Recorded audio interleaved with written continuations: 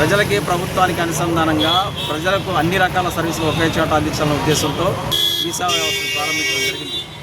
2003 నుంచి 2019 వరకు కూడా ప్రజలకి ప్రభుత్వానికి మధ్య అనుసంధానంగా పనిచేస్తూ ప్రభుత్వ శాఖలకి దాదాపు 4,000 కోట్ల రూపాయలు ఏడాదికి, అదేవిధంగా యూజర్ ఛార్జీల రూపంలో మరొక 50 కోట్ల రూపాయల ఆదాయాన్ని ఇచ్చినటువంటి ఉద్యోగులుగా మేము ఈ సేవను గుర్తింపు పొందాం. రాష్ట్ర స్థాయిలో కాను దేశవ్యాప్తంగా కూడా ఈ సేవా వ్యవస్థకు ఒక గొప్ప పేరు వచ్చి నారా చంద్రబాబు నాయుడు గారి దార్శనికతని 2020లో ఆయన తీసుకున్నటువంటి ఐటీ విప్లవంలో భాగంగా మొట్టమొదటిసారిగా వచ్చినటువంటి మేము ఈ సేవా ఉద్యోగులుగా గర్విస్తూ ఉన్నారు. అయితే ఈ నేపథ్యంలో గతంలో అధికారంలోకి వచ్చినటువంటి వైసీపీ ప్రభుత్వం 2019వ సంవత్సరంలో గ్రామ వార్డు సచివాలయ వ్యవస్థ తీసుకొస్తూ చంద్రబాబు నాయుడు గారు ప్రవేశపెట్టారని ఒకే ఒక్క కారణంతో జియో నెంబర్ 136 ప్రకారం ఆప్కాస్ పరిధిలో మమ్మల్ని రిజిస్టర్ చేసి కొనసాగించే ఉద్దేశం ఉన్నప్పటికీ కూడా దాన్ని కాల రాసి మమ్మల్ని విధుల నుంచి తొలగించడం జరిగింది. కేవలం ఈ వ్యవస్థను చంద్రబాబు నాయుడు ఈ నేపథ్యంలో యూనియన్గా మా ఉద్యోగులుగా ఆవేదన పలు రూపాల్లో ప్రభుత్వం తీసుకున్నప్పుడు అప్పటి ప్రభుత్వం తర్వాత సానుకూలంగా స్పందించి ఒక ఫైల్ అయితే రన్ చేశారు.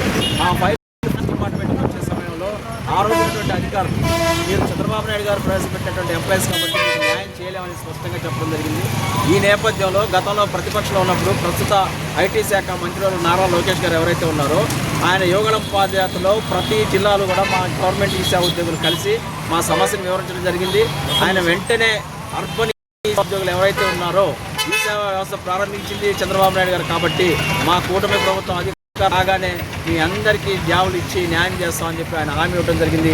ఆ హామీ మేరకు పాదయాత్ర కంప్లీట్ అయిన తర్వాత మా రాష్ట్ర నాయకత్వానికి ఒక 5 ప్రత్యేకమైన అపాయింట్మెంట్ ఇచ్చి తాడేపల్లిలోని వాళ్ళ సద్గృహంలో మాతో మాట్లాడి 2 నెలల్లో మీకు న్యాయం చేస్తామని చెప్పడం జరిగింది.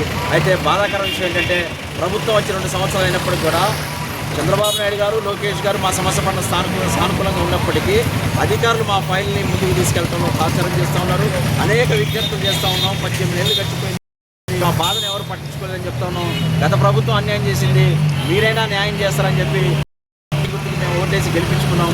కాబట్టి ఇప్పటికైనా గత్యంతరమైన పరిస్థితుల్లో మా బాధని స్వయంగా చంద్రబాబు నాయుడు గారికి లోకేష్ గారికి వివరించడం కోసం తిరుపతి ఆధ్యాత్మిక దేవాలయం తిరుపతి నుండి పరిపాలనాలయం అమరావతి వరకు కూడా సైకిల్ యాత్ర ద్వారా వెళ్ళి మా బాధని మా ప్రభుత్వం దృష్టికి చంద్రబాబు గారి దృష్టికి లోకేష్ గారి దృష్టికి మరొకసారి తీసుకెళ్ళడం కోసం చేస్తున్నటువంటి ప్రభుత్వ ప్రయత్నం దాన్ని అర్థం చేసుకొని ముఖ్యమంత్రి గారు లోకేష్ గారు వెంటనే స్పందించి విజయవాడ చేరుకులపై మమ్మల్ని పిలిచి ఫైనాన్స్ డిపార్ట్మెంట్లో ఉన్న ఫైల్ని కనుక మీరు ఓకే చేస్తే 605 మంది కుటుంబాలు ఈరోజు మీ పేరుతో సంతోషంగా ఉంటే మీకు గొప్ప పనిచేయడంలో క్షేత్రస్థాయిలో పనిచేసిన ఉద్యోగులందరూ కూడా మీరు తప్ప మాకు న్యాయం చేయడానికి ఎవరు లేరు.